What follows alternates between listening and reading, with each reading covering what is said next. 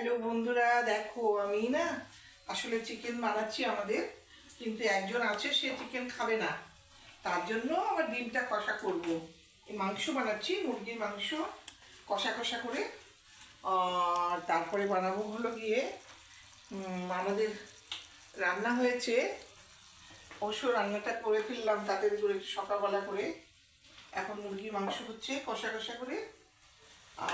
হবে ডাল করে নিয়েছি, ডাল রান্না করেছি তো তোমাদের সাথে সবার সাথে শেয়ার করি আমি।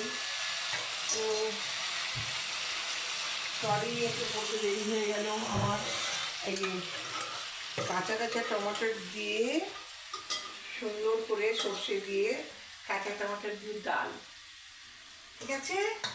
আর পালং শাক রান্না করেছি, সব রকম সবজি দিয়ে পালং শাকের চচ্চড়ি।